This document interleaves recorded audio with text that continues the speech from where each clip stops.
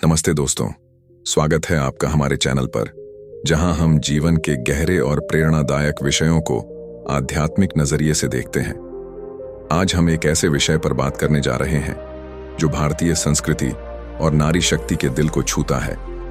क्यों भारतीय नारी के लिए उनका सम्मान ही सर्वोपरि है। यह सिर्फ एक विचार नहीं, बल्कि एक गहरा सत्य है जो भारतीय नारी की आत्मिक शक्ति, प्रेम और गरिमा को दर्शाता है। इस विषय को हम ओशो यानी आचार्य रजनीश के दर्शन और उनकी कही गई बातों के माध्यम से समझेंगे। ओशो ने भारतीय नारी को एक ऐसी शक्ति माना जो प्रेम, करुणा और आत्म जागरूकता से भरी है। उनके विचार हमें सिखाते हैं कि सम्मान भारतीय नारी का सबसे बड़ा गहना है, जो उसे न केवल सशक्त बनाता है बल्कि समाज के लिए एक प्रेरणा भी बनाता है। तो चलिए इस विषय की गहराइयों में उतरते हैं और ओशो के दर्शन से समझते हैं कि भारतीय नारी का सम्मान क्यों सर्वोपरि है। ओशो के लिए भारतीय नारी प्रकृति की सबसे अनमोल रचना है। वह कहते थे कि एक नारी में वह ऊर्जा होती है जो सृजन, प्रेम और करुणा का स्रोत है। भारतीय नारी के लिए सम्मान इसलिए सर्वोपरि है क्योंकि यह उसकी आत्मिक गरिमा का प्रतीक है। ओशो कहते थे कि सम्मान केवल बाहरी आदर या सामाजिक स्थिति नहीं है, बल्कि यह एक स्त्री की आत्मा को पहचानने और उसका उत्सव मनाने की प्रक्रिया है। भारतीय संस्कृति में नारी को देवी का रूप माना गया है और ओशो इस विचार को और गहरा करते हुए कहते थे कि जब हम एक नारी का सम्मान करते हैं तो हम प्रकृति की उस शक्ति का सम्मान करते हैं जो जीवन को संभव बनाती है। ओशो का मानना था कि भारतीय नारी का सम्मान उसकी आत्म जागरूकता से जुड़ा है। वह कहते थे कि एक ऐसी नारी जो अपने भीतर की सच्चाई को जानती है, जो अपने विचारों और भावनाओं को जागरूकता के साथ देखती है, वह अपनी गरिमा को स्वयं बनाए रखती है। यह जागरूकता साक्षी भाव से आती है, जिसमें एक नारी अपने मन को एक दर्शक की तरह देखती है।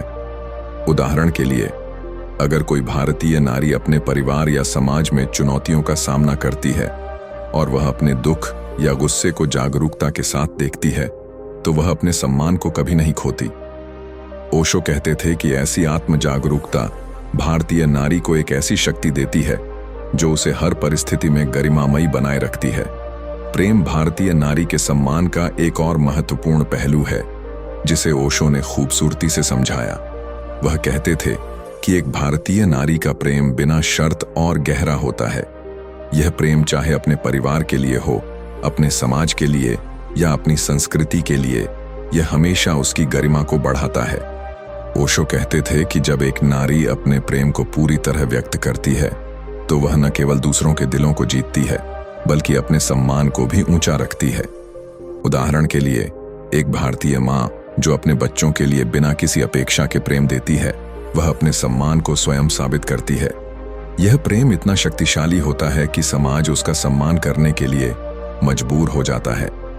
ओशो ने करुणा को भी भारतीय नारी के सम्मान का एक बड़ा कारण बताया। वह कहते थे कि भारतीय नारी में जन्मजात करुणा होती है, जो उसे दूसरों के दुख दर्द को समझने और उनकी मदद करने की शक्ति देती है।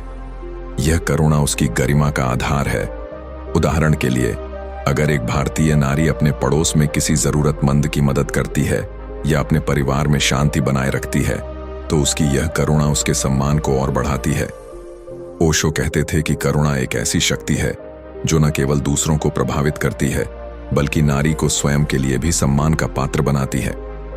भारतीय नारी का धैर्य भी उसकी गरिमा का एक महत्वपूर्ण हिस्सा है, जिसे ओशो ने सराहा।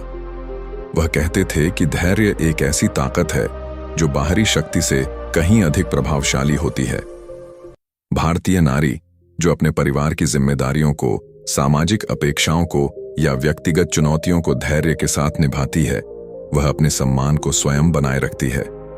उदाहरण के लिए, एक भारतीय नारी जो आर्थिक तंगी या सामाजिक दबाव के बावजूद अपने बच्चों की परवरिश करती है, वह अपने धैर्य से अपने सम्मान को अटल रखती है। ओशो कहते थे कि यह धैर्य भारतीय नारी को एक ऐसी शक्ति देता है जो उसे समाज में सम्मान का पात्र बनाता है। ओशो ने भारतीय नारी की सादगी और सहजता को भी उसके सम्मान का आधार बताया। वह कहते थे कि एक नारी जो अपनी सादगी को अपनाती है, जो समाज की जटिल अपेक्षाओं से मुक्त होकर अपनी सच्चाई को जीती है, वह अपनी गरिमा को स्वयं बनाए रखती है। भारतीय नारी की यह सादगी, चाहे वह उसकी वेशभूषा में हो, उसके व्यवहार में या उसके विचारों में, उसे एक अनोखी शक्ति देती है।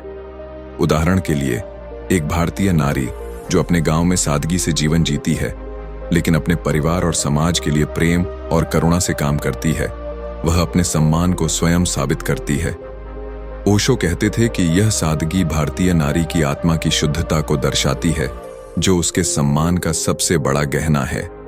ओशो ने यह भी सिखाया कि भारतीय नारी का सम्मान उसकी आत्मिक स्वतंत्रता से जुड़ा है।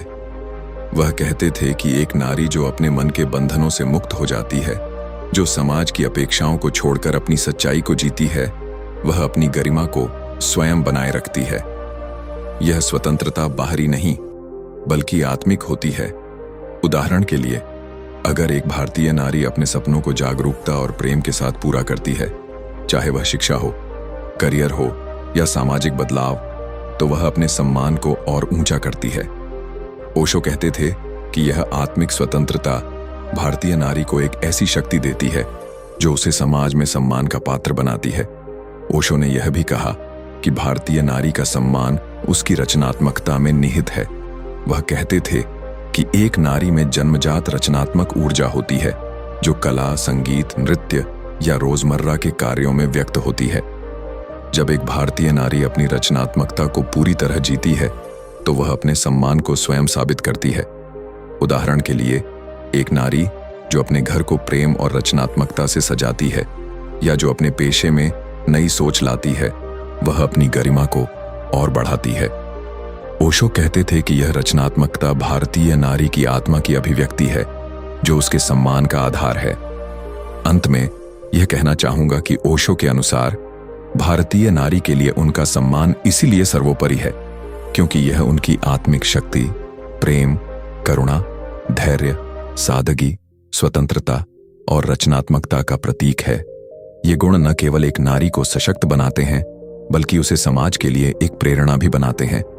ओशो हमें सिखाते हैं कि भारतीय नारी का सम्मान करना केवल उसका आदर करना नहीं, बल्कि प्रकृति की उस शक्ति का उत्सव मनाना है जो जीवन को सुंदर बनाती है।